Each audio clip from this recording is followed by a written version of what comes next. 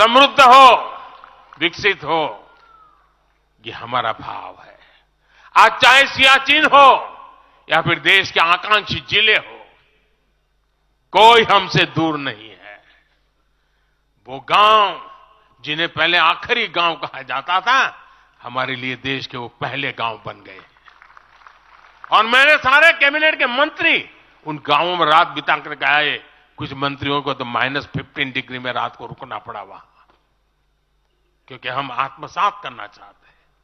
हमारे लिए देश का हर हिस्सा महत्वपूर्ण है, हर हिस्से पर हमारा फोकस है। साथियों, जो भी राजनीति में दिलचस्पी रखता है और जिसके लिए लोकतांत्रिक मूल्य प्रमुख रहते हैं, वो भी अगर न्यूट्रल है तो पब्लिकली हमारी प्रशंसा करते हैं, न्यूट्रल नहीं है तो खानगी में तो कर ही देते हैं। इसकी एक बड़ी वजह है, हमने समय के साथ खुद को सकारात्मकता के साथ बदलने का प्रयास किया है। हमने अपनी राजनीतिक व्यवस्था को नए और आधुनिक विचारों के लिए खुला रखा है। आजादी के बाद वर्षों तक जिन्होंने हमारे देश पर शासन किया, उन्होंने एक व्यवस्था बना दी थी। उस व्यवस्था में कुछ बड़े परिवारों के लोगों को ही सत्ता के केंद्र में रहे, उनके आसपास रहने वाले लोगों को ही राजनीतिक ताकत मिलती रही। अहम पदों पर परिवार के करीबियों को ही आगे बढ़ाया गया। हमने इस व्यवस्था को भी बदल दिया। हमने नए लोगों को मौका दिया कि वो हमारी व्यवस्था का हिस्सा बने और परिणाम ला करके दिखाएं। इससे व्यवस्था में नयापन आया और इसका लोकतांत्रिक स्वरूप कायम रहा। हमारी कैबिनेट में रिकॉर्ड संख्या में नॉर्थ ईस्ट के मंत्री हैं। नागालैंड से पहली बार एक महिला राज्यसभा में सांसद बन गई है। हमें गर्व है कि हमने पहली बार त्रिपुरा के व्यक्ति को काउंसिल ऑफ मिनिस्टर्स के अंदर स्थान दिया है। पहली बार हमारी सरकार में अरुणाचल प्रदेश को कैबिनेट मिनिस्टर मिला है। पहली बार गुर्जर मुस्लिम को राज्यसभा के लिए नॉमिनेट किया गया है। हमारी सरकार में ही गोवा से कैबिनेट मंत्री बनाया गया। हमें गर्व है कि हम बीजेपी के एक ऐसी संस्कृति का हिस्सा है जो मंत्रालय में रिकॉर्ड ओबीसी प्रतिनिधित्व सुनिश्चित किया जाता है। अमित भाई ने इसका विस्तार से वर्णन किया, इसलिए मैं ज्यादा उसके ऊपर नहीं कहना चाहता हूं।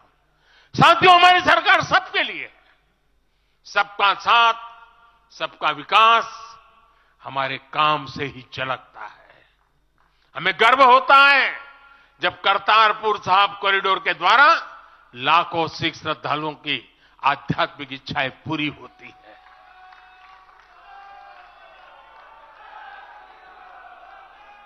अब कल्पना कीजिए, 70 साल तक भारत की सीमा में रह करके हमारे सिख पंथ के अनुयायी दूरबीन से पाकिस्तान के अंदर करतारपुर साहिब के दर्शन करते थे। हमने रास्ते खोल दिए दोस्तों। अब वो स्थिति बदल गई है। हमने लंगर की वस्तुओं से जीएसटी भी हटा दिया। हमने स्वर्ण मंदिर के लिए एफसीआर रजिस्ट्रेशन सुनिश्चित किया, जिससे विदेशियों को सेवा करने का अवसर मिला है।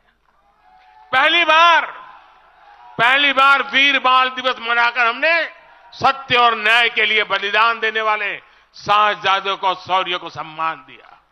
आज केरल का बच्चा भी जानता है कि साहबजादे का बलिदान कैसा था। नागालैंड का बच्चा भी जानता है कि साहबजादों ने कितना बड़ा बलिदान दिया था।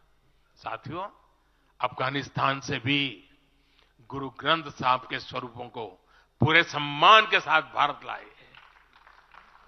इसके साथ ही हमारी सरकार ने हज की प्रक्रिया में सुधार करके यात्रा को सुविधाजनक बनाया।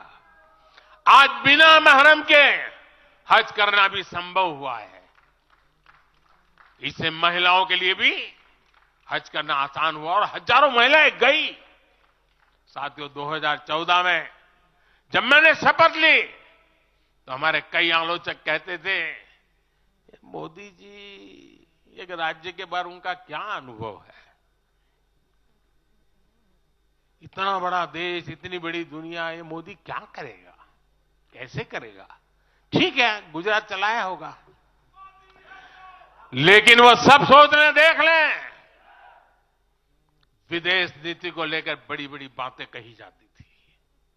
अभी मैं कुछ दिन पहले ही यूएई और कतर से जाकर के आया हूं। तमाम देशों से हमारे रिश्ते कैसे मजबूत हैं, ये आज दुनिया देख रही है। आज पश्चिमी एशिया के देशों से हमारे संबंध अब तक की सबसे मजबूत स्थिति में है। 2015 में जब मैं यूएई गया था पहली बार, आप हैरान हो जाएंगे, मेरे पहले 34 साल तक देश का प्रधानमंत्री वहां नहीं गया था। सोचिए किस तरह हमने उस पूरे क्षेत्र को छोड़ रखा था। कांग्रेस की सरकारें पूरे वेस्ट एशिया को सिर्फ पाकिस्तान के संदर्भ में देखा करती थी। उन्हें भारतीयों की शक्ति और उनके विश्वास पर भरोसा ही नहीं था। लेकिन आज भारत इस क्षेत्र से संबंधों का नया अध्याय लिख रहा है। पहले लोग सोचते थे कि बस तेल का इंपोर्ट कर लेते हैं और यहां से कुछ लेबर भेज देते हैं ताकि उनको रोजी रोटी मिल जाए। नहीं, अब ऐसा नहीं है। आज ट्रेड, टेक्नोलॉजी, टूरिज्म, ऐसे अनेक क्षेत्रों में हमारे संबंध बहुत बेहतर हैं और हम निरंतर विकास कर रहे हैं। यहां तक कि अरब के 5 देशों ने मुझे अपना सर्वोच्च सम्मान तक दिया है। यह सम्मान मोदी का नहीं है, 140 करोड़ भारतीयों के सामर्थ्य का सम्मान है। और भाइयों बहनों, विदेश नीति के जो भी जानकार हैं, वो विदेश से मिले हर संकेत भी पकड़ ले रहे होंगे। आज अलग अलग देशों में सत्ता और विपक्ष के दल ये खुलकर मानते हैं कि भारत के सशक्त होने से पूरी दुनिया का हित होने वाला है। ये पूरी दुनिया मानने लगी।